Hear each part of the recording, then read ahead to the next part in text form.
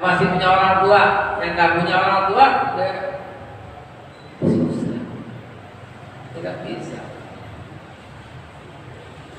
Yang masih punya orang tua ini, bikin orang tuamu tersenyum. Kata Rasulullah, pada saat itu tersenyumlah Allah kepadamu. Maka memandang wajah orang tua dengan kasih sayang, Allah ampuni semua kesalahan dan dosanya. Mandang doang. Lah yang udah meninggal bagaimana? Itu dia, Pak. Maka jangan sia-siakan orang tua yang masih hidup, jangan sia-siakan. Ya, demi Allah saya bersumpah, demi jiwa yang ada di tangan kita, ya, demi jiwa yang jiwa kita berada di tangan Allah Subhanahu Wa Taala. Lapin ingus orang tua lebih afdal daripada jihad fi sabilillah. Rasulullah Shallallahu Alaihi Wasallam dalam perang Badar, dalam perang Uhud, di atas kudanya dengan gagah memeriksa pasukan kafilah ini. Begitu lihat anak muda dipanggil oleh Nabi, ditanya, masih punya orang tua? Masih. Pulang. Jihadmu merawat orang tua. Lebih afdal merawat orang tua daripada tubuh bercabik-cabik. Bayangkan, jihad itu bunuh pedang, ada kudanya, ada baju besinya, persiapannya, fisiknya, mentalnya, melawan orang kafir sampai tercabik-cabik, sampai terluka. Lebih afdal cebokin orang tua daripada jihad fi sabilillah, saudara.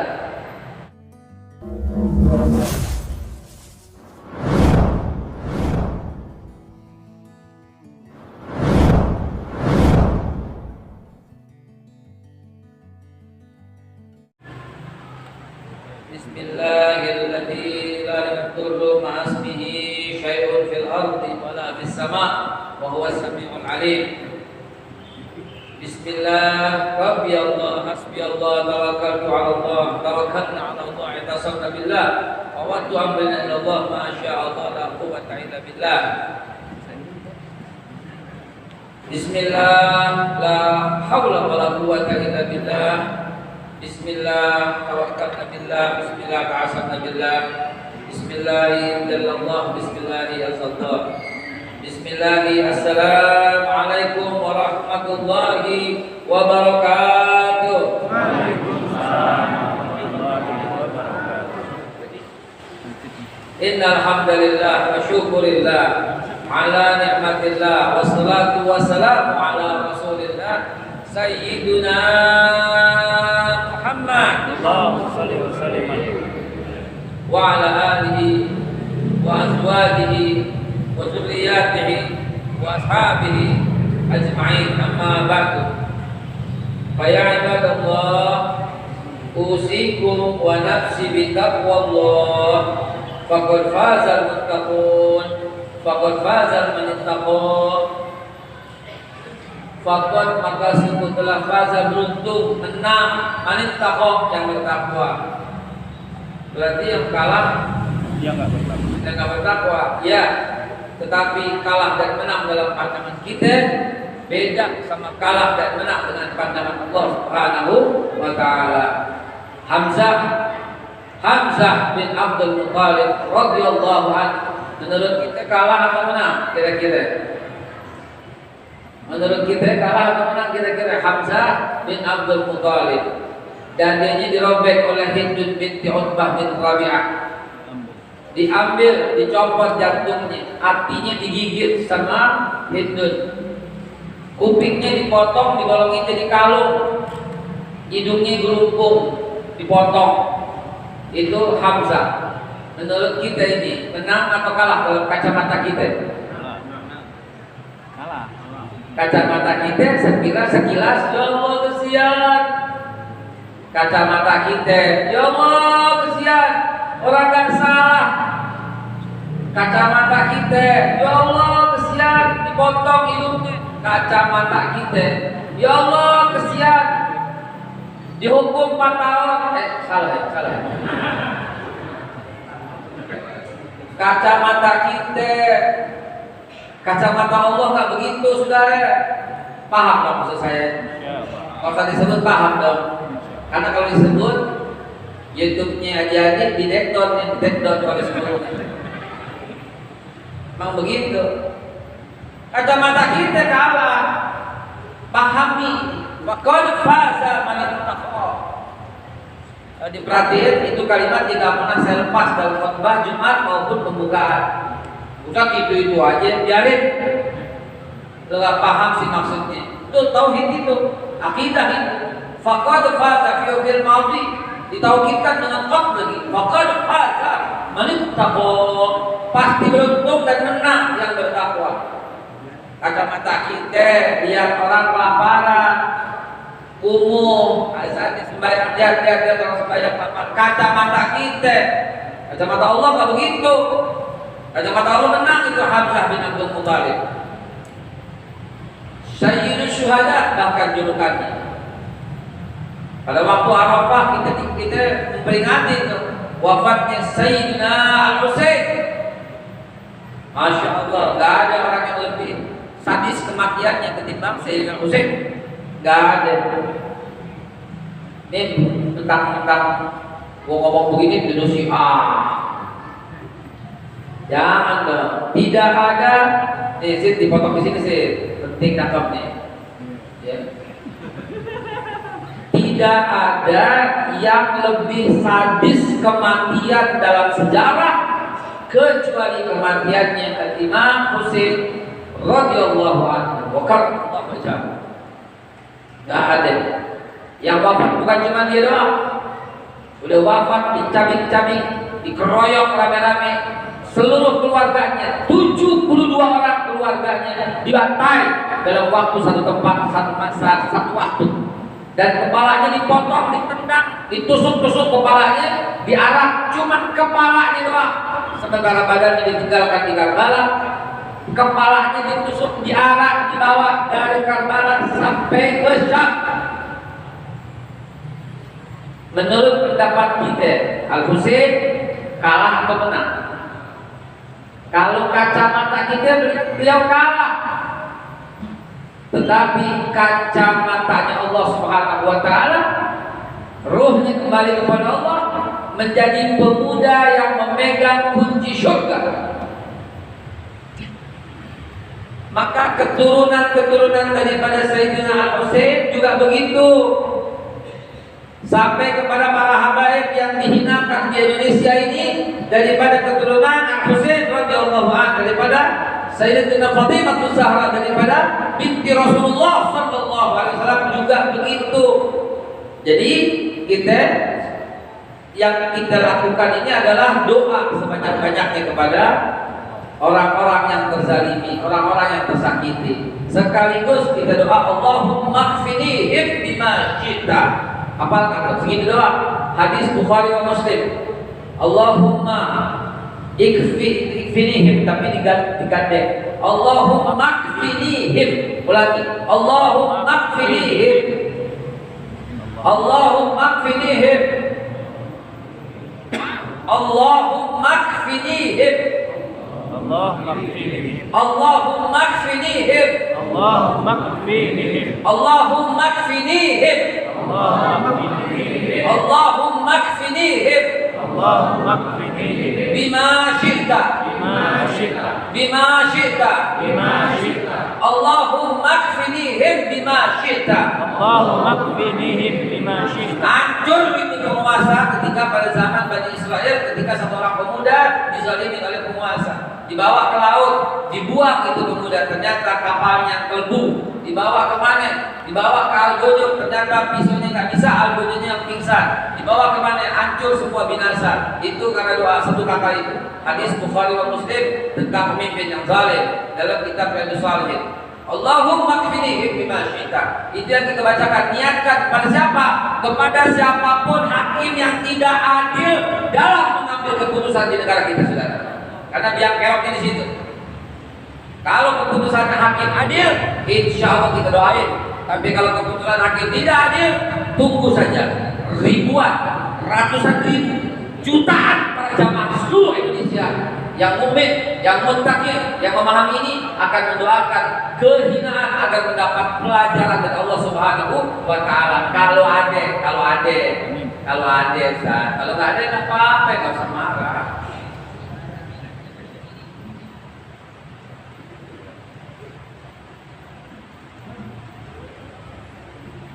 Kalau ada ya, kalau nggak ada ya nggak apa-apa. Kalau ada, oke. Jangan baper dong. Kalau ada, kalau nggak ada, alhamdulillah. Kalau ada yang zalim, yang fasik, yang munafik.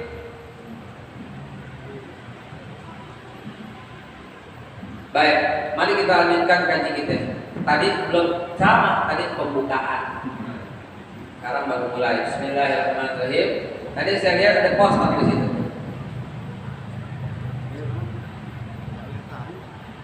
Ada poster sejarah tadi di situ. Tidak usah ada di situ. Enggak di sini. Oh enggak ada.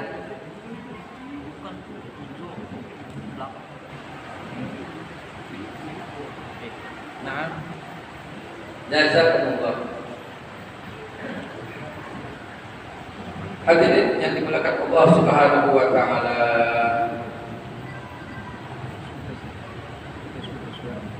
Sampai di mana kaji kita ini?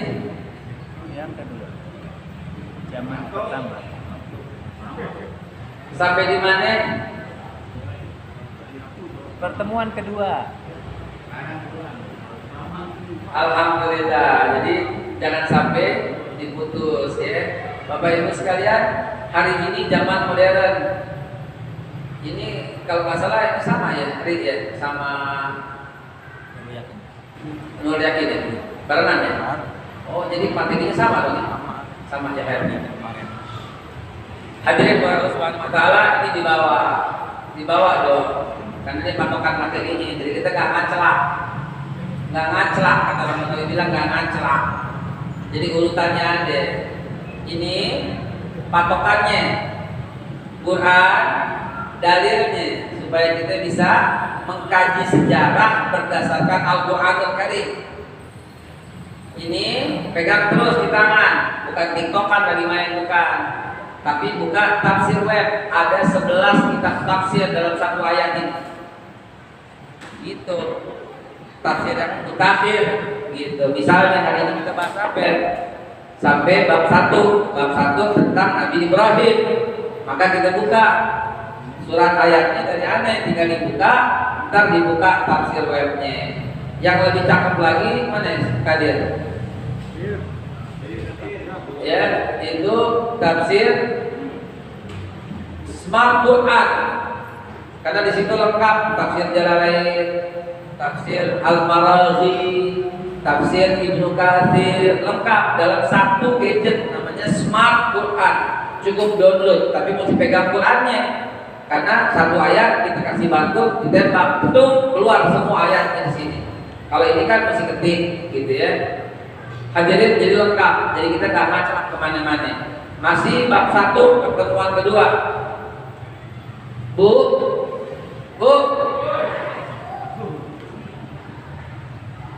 Nabi Ibrahim bininya berapa? Dan ragu-ragu jawabnya Bu. Yang pertama siapa Bu? Siti Sarah. Yang kedua siapa? Siti Hajar. Dari Siti Sarah lahir siapa? Nabi Siti Sarah Ishak. Dari Siti Hajar lahir Nabi Ismail. Warisan buat Nabi Ismail apa? Masjidil Haram. Warisan buat Nabi Ishak apa? Masjidil Aqsa.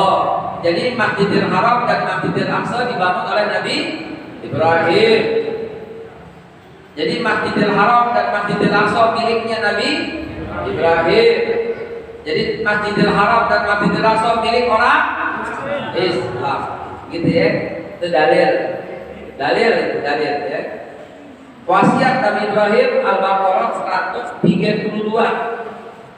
Wasiat Ibrahim Al-Baqarah 132. Silahkan. Wasiat Al-Baqarah 132. Ini materi udah suai. Yang kanan udah suai yang kanan. A'udzu billahi minasyaitonir rajim. Bismillahirrahmanirrahim. Silahkan dibaca. Ane buka tafsirnya di mari. Hari ini kita tafsir dulu kan mesti di bawah. Karena sederhana sudah dimasukin semua di sini.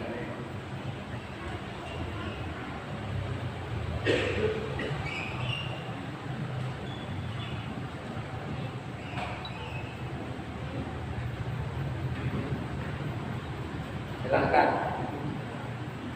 A'udzu billahi minasyaitonir rajim. Ayo silakan salah. Qalu makan ini. 132.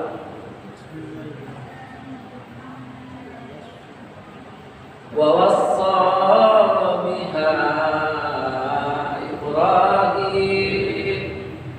Ayo.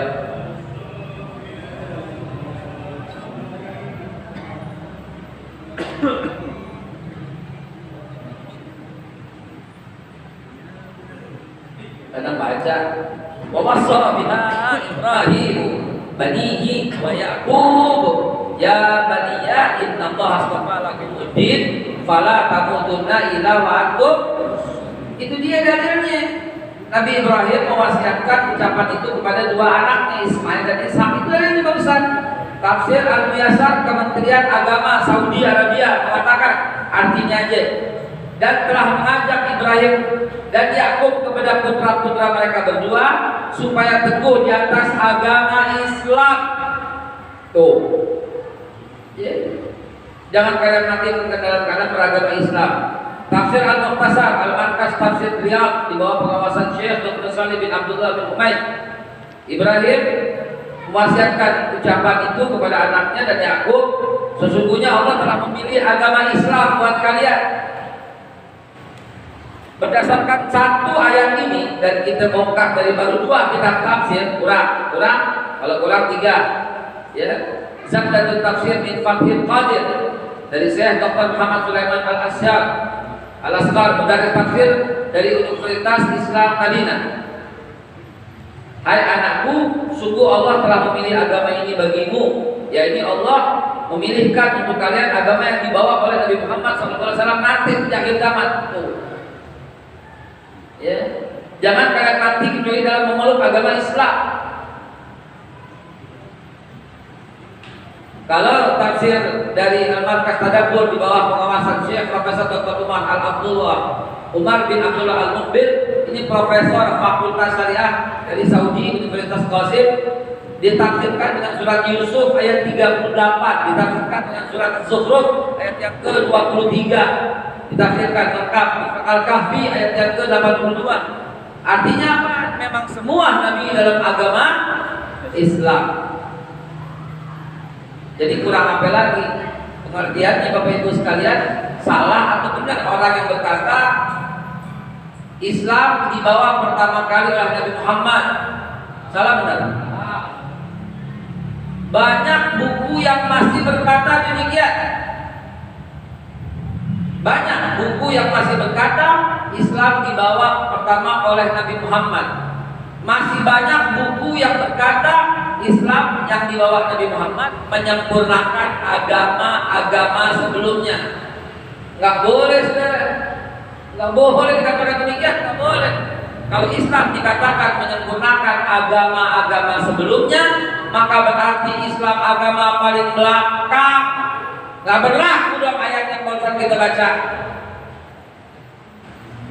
Apalagi kalau kita buka surat Al-Hajj, ayat yang terakhir. Surat Al-Hajj ayat yang ke-berapa? Al-Hajj ada berapa ayat?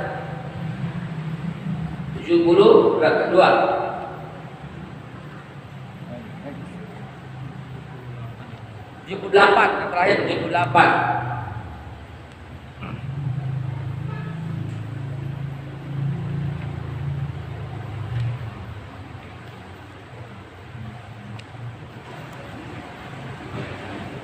Silakan salah seorang membantu saya untuk dibacakan supaya jelas, supaya ngajinya enak, ada dalilnya, ada Qur'annya.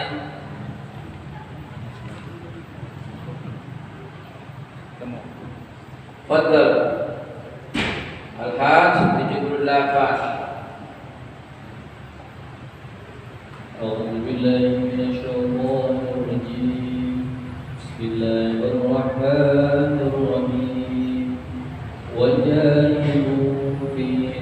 وجاهدوا في الله حق جهاده واجتباكم وما جعل عليكم في الدين من حرج ملة أبيكم إبراهيم وسماكم المسلمين من قبل وفي هذا يكون الرسول شهيدا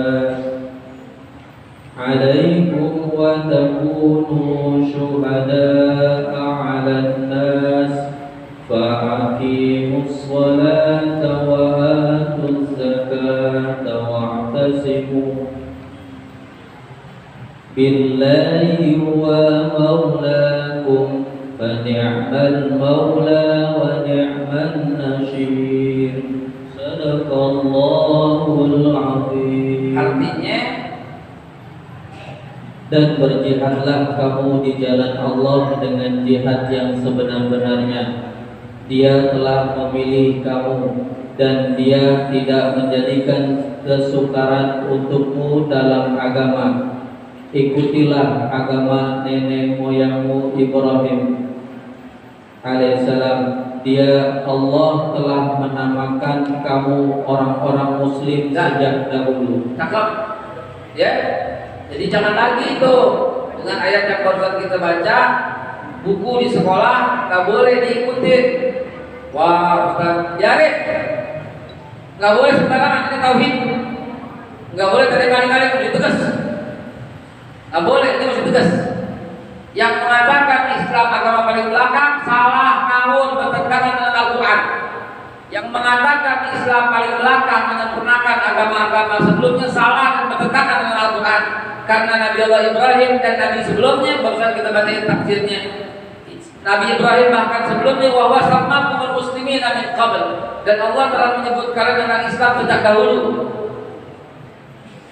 Allah telah menamai, ya, Allah telah menamai orang Islam sejak dahulu.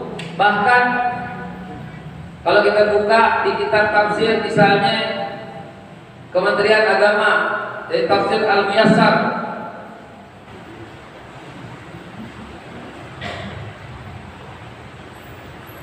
dan sungguh dia telah menamakan kalian dengan nama orang Islam sejak sebelumnya, yaitu dalam kitab suci yang diturunkan sebelumnya pun demikian. Dan dia telah mengkhususkan kalian pilihan. Begitu juga dalam tafsir Al-Riyadh, markas tafsir Al-Riyadh menyatakan demikian. Allah telah menyebut kalian itu orang Islam sejak dahulu kala. Tafsir Al-Madinah Al-Munawwarah yang Profesor Dr. Imad Zuhair Al-Hafidh juga menyatakan demikian. Bahkan dihubungkan dengan surat Al-Baqarah 128, doa di mana orang Nabi Ibrahim akan supaya minta dalam keadaan tetap beragama Islam. Juga dihubungkan dengan surat Yusuf, ya. Doa Nabi Sulaiman yang tetap minta dalam keadaan beragama Islam, surat An-Naml. Juga disebut dalam ayat yang ke-31, dalam ayat yang ke-38, dalam ayat yang ke-42, dalam ayat yang ke-44, 46,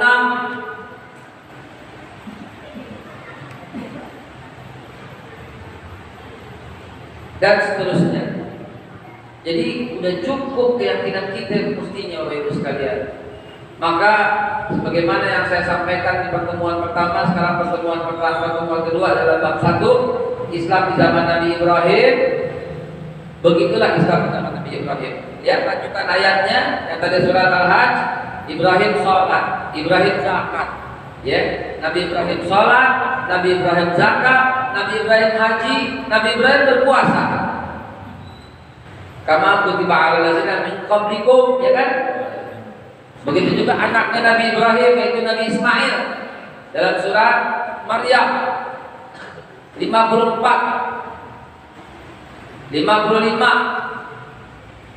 Begitu juga anaknya Ishak dalam surat Al-Anbiya 21. Surat Maryam 54. Jadi Islam di zaman Nabi Ibrahim demikian, Pak. Sholat, zakat, puasa, haji, sama dong, emang sama. Nabi yang lain juga begitu. Begitu. Mana dalilnya? Dalilnya la nufarriqu baina ahadin min rasulih. Itu dalilnya. Allah nggak beda-bedain. Oh, Nabi ini kewajibannya begini, yang ini begini. Enggak, disempurnakan, bukan disempurnakan dalam arti paling belakang sempurna, yang tengahnya kagak, bukan. Ini sebagai contoh lah.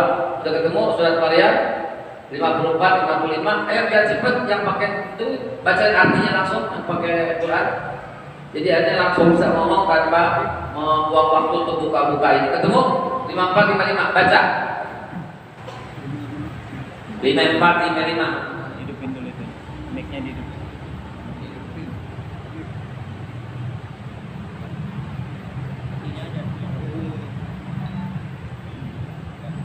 Ayo.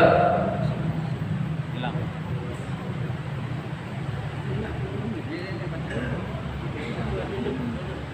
Dah bacain aja yang ada artinya.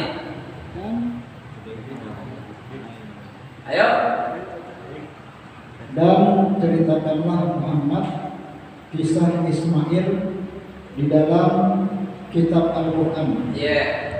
Dia benar-benar seorang yang benar janjinya, Yeah. seorang Rasul dan Nabi. Yeah. Terus 55. Dan dia menyuruh keluarganya untuk melaksanakan sholat Dan menunaikan zakat. betul nggak? Dan dia seorang yang Betul nggak? diridhoi di sisi Tuhannya. Maknanya apa? Maknanya la nufarriqu baina ahadin min rusulih. Allah nggak bedakan antara satu dengan yang lain. Al-Imran 83, 84, 85, 86. Jadi maknanya para nabi itu memang Islam, memang bersyahadat sesuai dengan Rasul di zaman itu. Di zaman Nabi Ibrahim, Rasulullah ini siapa? Ibrahim. Di zaman Nabi Musa, Rasulullah ini siapa? Ya Nabi Musa. Inni Rasulullah ilaikum, kata Nabi Musa dalam surat Shaf ayat yang ke-6. Begitu juga Nabi Isa. Wa isqala Isa bin Maryam ya Bani Israel inni Rasulullah ilaikum. Jadi di zaman Nabi Isa, Rasulullah ini siapa? Jadi kalau bersyahadat asyhadu an la ilaha illallah wa asyhadu anna Isa Rasulullah di zaman Nabi Isa. Salat kan? Salat. Masih surat Maryam tuh. Masih surat Maryam. Masih surat Maryam. Mundur ayat yang ke-30.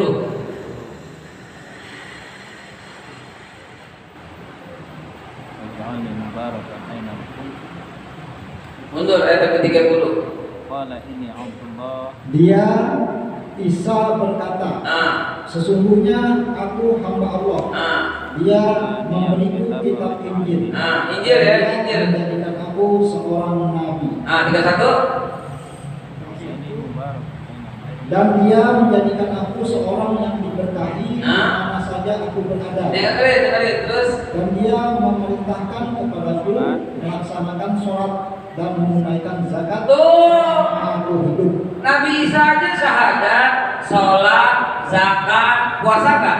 Pasti. Al-Baqarah 183. Haji nggak? Belum sempat karena udah dicap, diangkat oleh Allah pada waktu dikejar oleh tentara Yudas Iskariot. Jadi cuma satu-satunya Nabi yang belum haji, Nabi Isa. Tapi udah wafat belum? Belum. Bakal kembali lagi nggak? Kembali. Bakal pergi haji nggak? Pergi haji. Ntar bareng-bareng kita. Amin ya Allah. Ya Rabbal Alamin. Berarti kita ikut akhir zaman dong. Nah jadi hadirin sekalian, bab 1 tuntas, jelas, lengkap. Islam di zaman Nabi Ibrahim, mereka sholat, mereka zakat, mereka puasa, mereka haji. Siapa mereka? Nabi Ibrahim. Begitu juga Ismail tadi dibacain. Begitu juga Nabi Ishak. Begitu juga Nabi Yakub. Itu ada zaman Nabi Ibrahim semua. Sampai tahun berapa ini? Oh masih panjang sampai 930. Baik, singkatnya saudara sekalian, jadi itulah Nabi Ibrahim tidak pernah menikahi seorang budak. Yang dinikahi adalah Siti Hajar, seorang wanita yang mulia, yang merdeka, yang bertauhid, sebagaimana saya cantumkan dalam buku saya dalam hadis riwayat Tirmizi. Rasulullah bilang, Rasulullah bersabda, aku berasal dari sulbi yang suci. Ada juga dalam kitab tafsir Ibnu Katsir, Qalasul Anbiya, bab Nabi Ibrahim. Ada juga dalam kitab tafsir Tarikh At-Tabari jilid yang ke-16 menceritakan dengan detail dan jelas bahwa Siti Hajar bukan budak. Ayahnya bernama Hitsas, dibunuh oleh seorang raja yang namanya Amr bin Amru. Amr bin Amru inilah yang berjumpa dengan Nabi Ibrahim. Amr bin Amru mengambil istri Raja Hitsas dan anak-anak Raja Hitsas ditawan, dipenjara, dijadiin budak, disuruh jadi pembantu. Itu anak-anak Raja Hitsas. Siapa pelakunya? Orang jahat yang bernama Amr bin Amru. Dan Amr bin Amru ini berjumpa dengan Nabi Ibrahim dan istrinya Sarah, naksir lagi. Jadi ini punya kelainan ini, dia demennya bini orang melulu. Kalau ada di antara kita yang demen bini orang, ini keturunan Amr bin Amru. Demen bini orang, aku malu banget. Ya, ya Rabb, naudzubillah, summa naudzubillah. Jadi hadirin diberkahi Allah, itu cerita yang sebenarnya. Nabi Ibrahim dinikahkan oleh istri yang pertama yaitu Siti Sarah kepada Siti Hajar karena tidak memiliki anak, atau kalimat yang lebih tepat, belum memiliki anak. Sedangkan Siti Sarah orang yang sangat pengertian. Dia tahu Nabi Ibrahim berdoa untuk minta anak, sementara dia udah berusia 80 tahun, nggak bisa atau belum dapat karomah atau dapat keistimewaan mujizat dari Allah Subhanahu wa taala untuk melahirkan. Maka Siti Sarah mengusulkan, itu ada Siti Hajar, maka nikahilah Hajar. Maka Nabi menikahi Hajar, ternyata lahirlah Nabi Ismail. Saya sudah jelaskan waktu itu kenapa dikasih nama Ismail. Dalam bahasa Ibrani, Isma itu mendengar, Il itu Tuhan dalam bahasa Yahudi, Il. Kalau orang Nasrani bilang Eli, kalau orang Islam bilang Ilah, sama ya. Jadi Ismail dibalik, Il itu Tuhan, Il Isma. Jadi Tuhan mendengarkan aku, maksudnya mendengarkan doaku untuk minta anak, begitu. Nah, begitulah kisahnya yang sejati. Tapi lihat di buku Indonesia, lihat di buku-buku Siti Sarah, istri Hajar. Siti Hajar katanya budak, katanya kulitnya hitam, rambutnya keriting. Maksudnya apa? Jahat, fitnah. Kok bisa nyebut-nyebut rambut Siti Hajar? Kok bisa? Sekarang kalau ditanya bagaimana rambut Sayyidatina Aisyah, nggak tahu. Sebagaimana rambut Sayyidatina Khadijah, nggak tahu. Bagaimana rambut Sayyidatina Maryam, nggak tahu. Kok tiba-tiba yang 2000 tahun sebelum Masehi ada dikisahkan rambutnya keriting, kulitnya hitam, budak. Kok begitu? Mau tahu sebabnya? Mau tahu kenapa? Karena mereka sedang melancarkan fitnah dan merendahkan Nabi kita Muhammad sallallahu alaihi wasallam. Karena dari Siti Hajar lahir Nabi Ismail dan turun-temurun menjadi Nabi Muhammad, sehingga dikatakan Nabi Muhammad turunan budak. Sementara dari Siti Sarah lahir Nabi Ishak, turun sampai Nabi Isa, sementara Nabi Isa tidak. Jadi selalu begitu.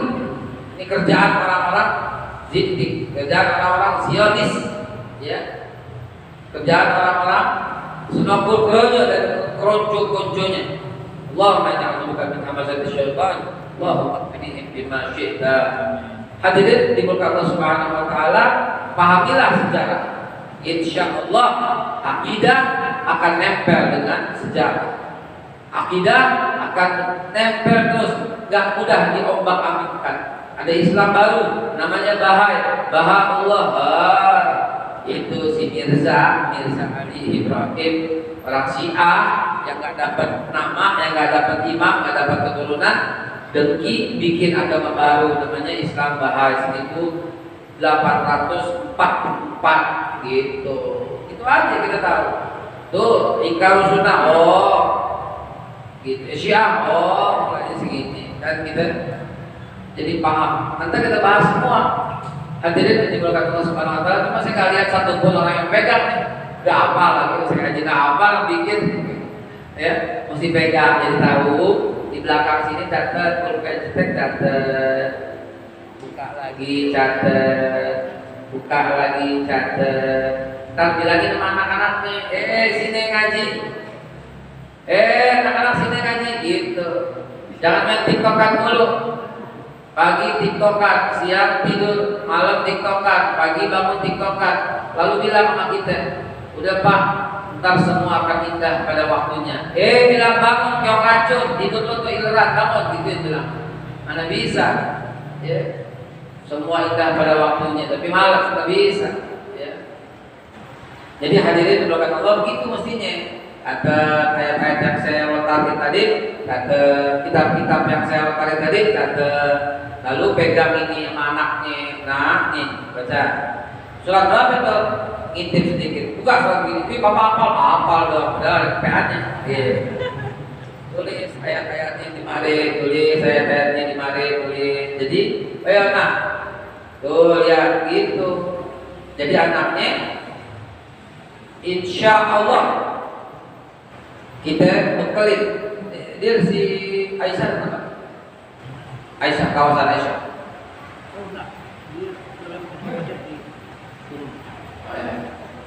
Anaknya kita bekelin soal begitu.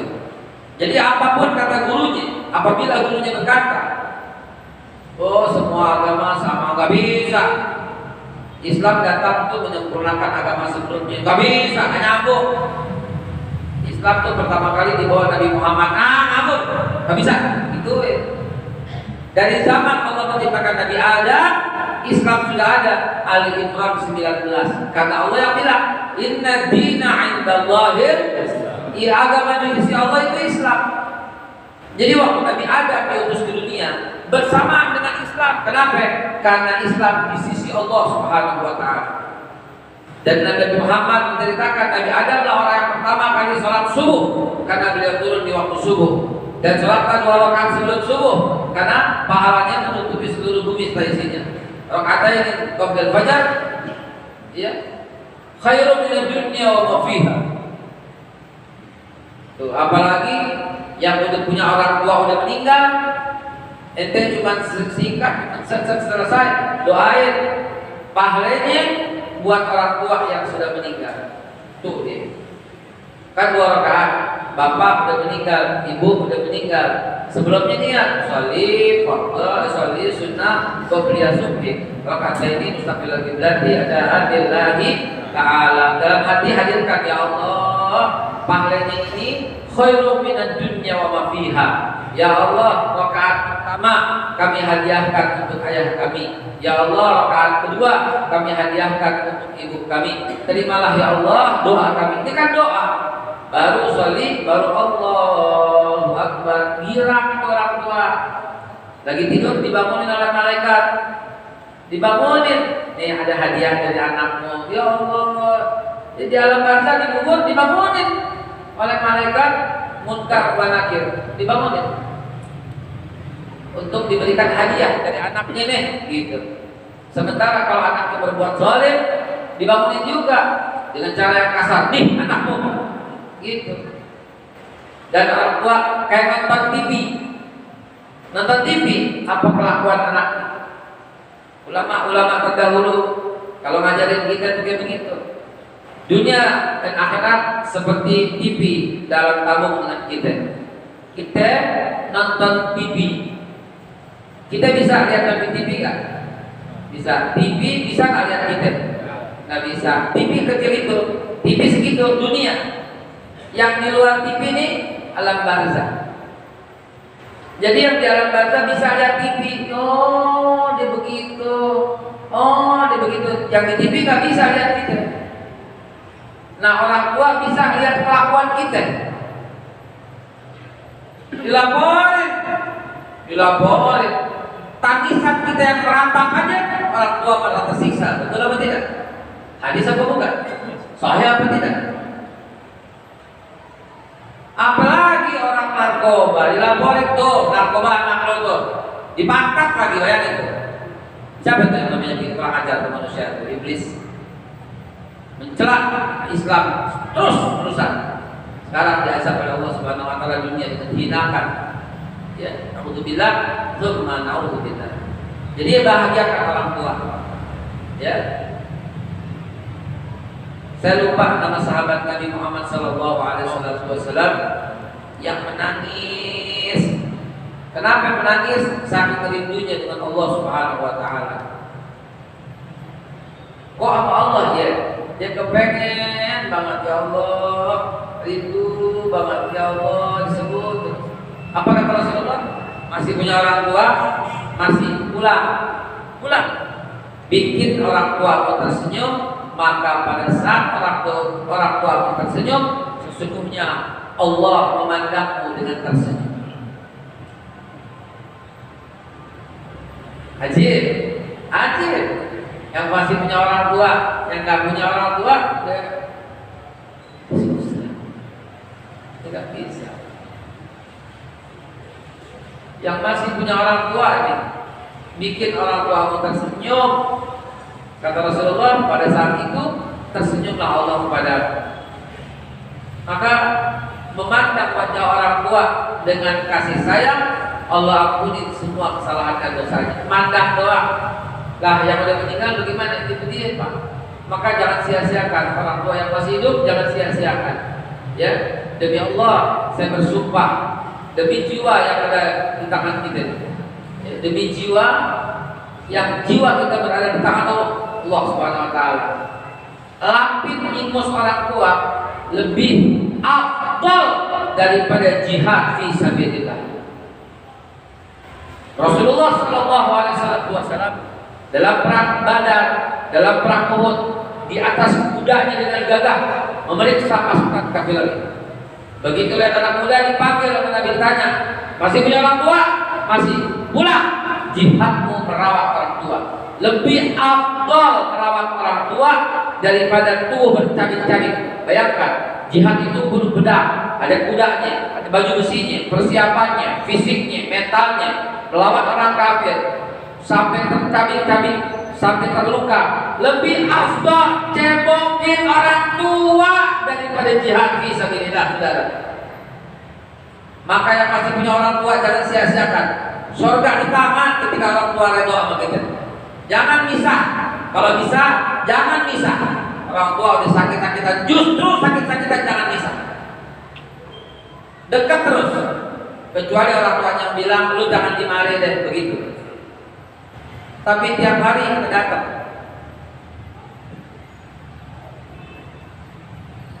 Saya nggak mau berkantor di tempat yang jauh, maunya berkantor di rumah Umi, karena sejak almarhum ayah meninggal, saya masih dekat sama Umi. Kalau saya taruh keluarga di situ, Umi nggak bisa istirahat karena anak-anak saya kolokan. Jadi cari rumah dekat Umi, yang penting bisa tiap hari melihat Umi. Jadi saudara yang masih punya orang tua, tolong deh, jangan sia-siakan. Datang, tanyain mau makan apa, tanyain biar Allah tersenyum padamu. Yang masih punya orang tua, ambil handphonenya sekarang, ambil handphonenya, tanyain dia mau pulang, mau makan apa, mau martabak. Kalau umpamanya terbatas mulus, bilang aja, Bu, mau nasi uduk atau martabak, disuruh pilih aja. Begitu dia bingung, apa ya, martabak aja deh, bawa nasi uduk dan martabak. Begitu dia bingung, mau nasi uduk aja deh sama sambal, bawa nasi uduk, sambal dan martabak. Ya Allah, bawain. Di situ Allah Subhanahu Wa Taala sedang tersenyum pada desa. Jadi hadirin, sebelum ditutup, sebelum azan, ini kita terjadi. Belum lama terjadi, belum lama. Ada 2 orang di Saudi masuk ke pengadilan. Heboh, kok kakak beradik ke pengadilan? Bukan saling memaafkan kakak sama beradik. Heboh di Saudi Arabia, di Riyadh. Hebohnya kenapa? Di pengadilan karena mereka berebut merawat ibunya yang sudah tua dan jompo dan lumpuh. Bayangkan, berapa banyak di antara kita itu taruh aja orang tuanya di panti jompo. Bayangin. Tapi ini sampai masuk ke pengadilan. Kenapa ya? Karena si kakak mau rawat, si adik mau rawat. Karena berebut masuk ke pengadilan. Hakim memutuskan adiknya dikasih karena adiknya seorang pengusaha, nggak harus datang ke kantor tiap hari. Sementara kakaknya seorang pegawai, dia ke kantor tiap hari. Kakak adiknya yang menang. Kakaknya menangis meratap di depan hakim. Dia minta sama hakim, ya Tuhan hakim, tolong berikan waktu saya 1 hari saja. Ibunya harus saya rawat, jangan dia melulu. Dia minta 2 hari. Saking orang itu orang paham pidana, paham agama itu berarti. Dia minta sama hakim, tolong jangan kasih semua. Dia berebut untuk merawat ibunya sampai ke pengadilan, saudara. Adiknya yang menang. Adiknya gak bakal lepas, enggak. Dia gak mau kasih walau sehari. Kenapa? Karena adiknya paham disitulah kunci surga, saudara. Gak ada yang mau bayar kunci surga. Kakaknya mau tebus sampai 1 juta rial, sampai 10 juta rial, sampai dinaikin 100 juta rial. Tidak, kata adiknya. Gak bakal bisa ditukar surga itu dengan ratusan juta rial, saudara. Bayangkan. Akhirnya karena merata luar biasa sampai menarik gamis adiknya kasih izin. Boleh, kata adiknya. Ibu boleh dibawa habis Jumat dan hari Sabtu harus kembaliin ibu ke tempat saya. Bayangkan. Coba. Begitulah orang yang paham agama, dia gak bakal sia-siakan untuk merawat ibunya. Lapin ingusnya nih, kita pegang hidungnya lapin, lebih mulia daripada jihad fisabilillah. Cebokin dia nih, cebokin, ya, lebih mulia daripada jihad fisabilillah. Misalnya pipis, jangan bilang bau, gak ada bau. Subhanallah, gak ada bau gitu. Saya bangunin tuh orang tua saya lagi tidur, umi saya. Karena bangun tidur, saya mau jalan buru-buru, saya cium jidatnya, pipinya, mulutnya, cium. Subhanallah, dia bangun tidur, wangi apel mulutnya. Sampai dia ngapain sih lokal begitu? Enggak, Mek, mulutnya wangi apel, bangun tidur wangi apel. Ya Allah, ya Rabbi, kalau cium apel, ya Allah, ini bau mulut ibu saya, bangun tidur aja begitu. Kenapa? Karena cintanya.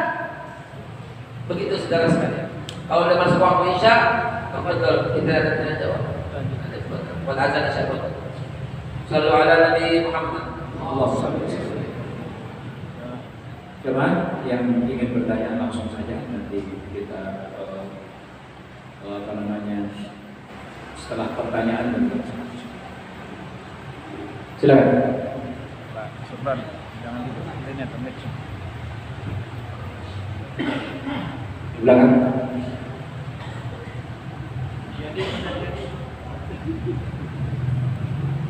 Ada pertanyaan yang di belakang ibu-ibu?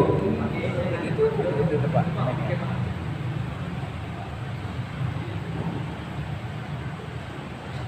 Assalamualaikum warahmatullahi wabarakatuh. Waalaikumsalam warahmatullahi wabarakatuh. Saya mau nanya Pak Kiai kedua tema ini. Misalnya anaknya Islam, orang tuanya kafir gitu. Boleh gak anak yang ketuain orang tuanya yang udah meninggal?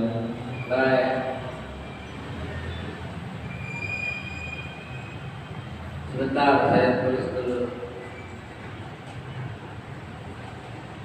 Boleh nggak orang anak doain orang tuanya yang udah meninggal? Kafir. Oh, kafir. Orang tuanya kafir. Waktu meninggal ente lihat, duduk bersamanya, masih dalam keadaan begitu. Jawaban saya, wallahu a'lam bishawab. Kita nggak tahu hatinya bagaimana saat meninggal. Barangkali dia beriman kepada Allah dan Nabi Muhammad. Kali-kali aja dia sebut tapi ada dalam hatinya, wallahu a'lam. Gitu. Kalau saya sih begitu aja.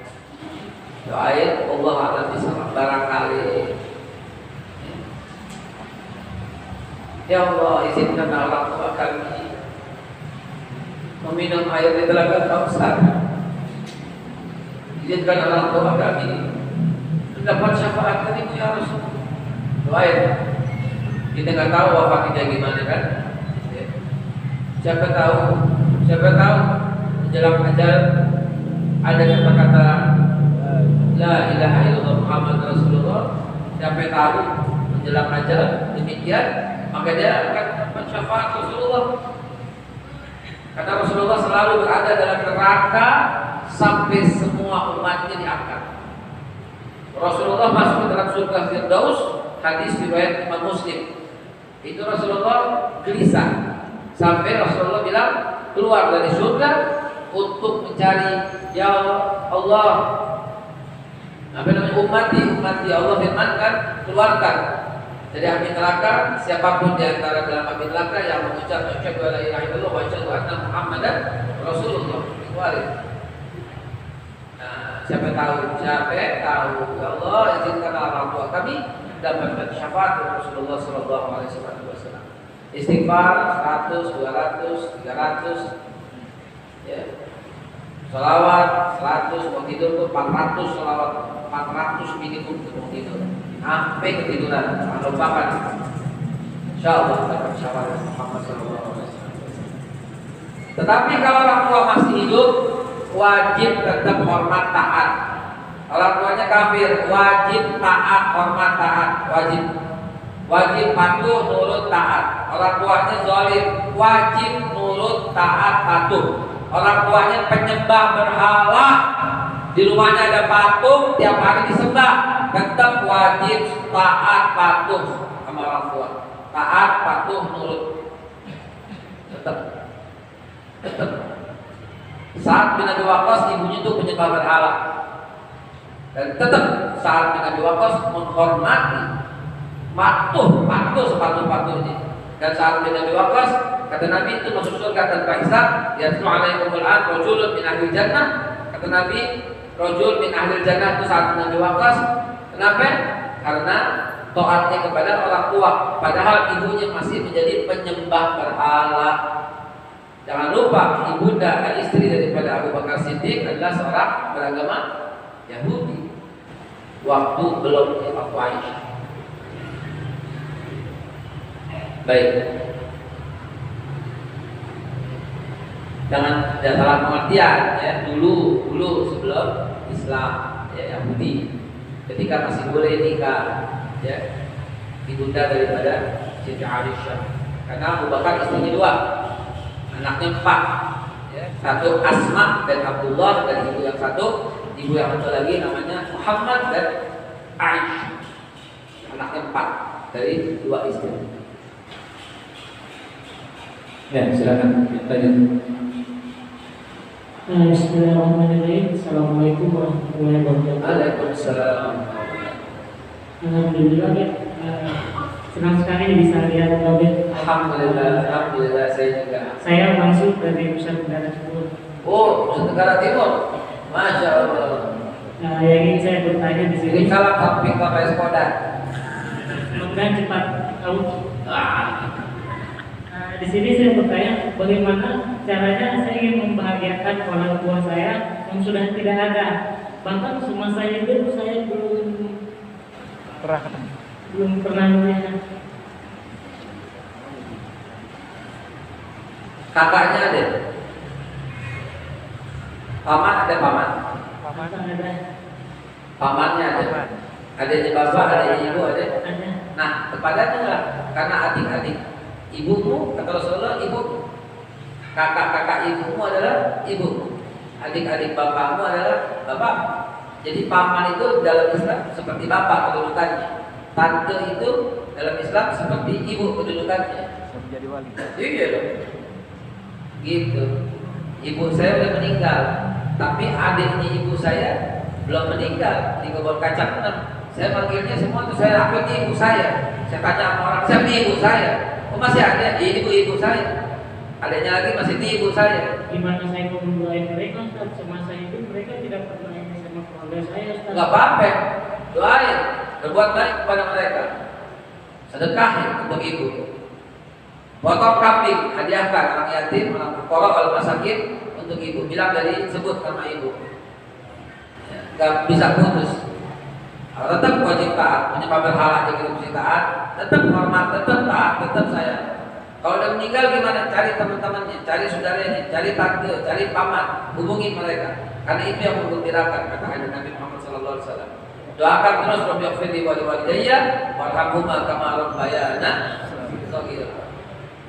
Doain terus jangan putus. Sedekah jangan lupa. Tadi saya bilang contoh supaya sunnah qobliyah subuh. Itu pahalanya buat orang tua kasih. Jangan pelit-pelit orang tua kasih.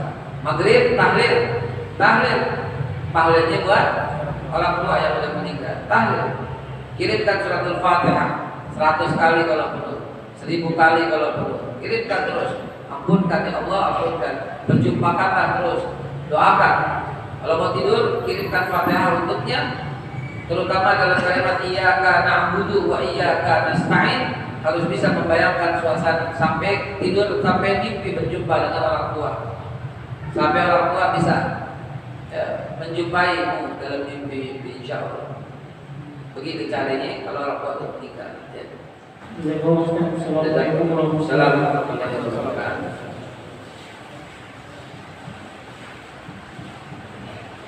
Alhamdulillah kalau udah cukup kita cukupkan. Gimana?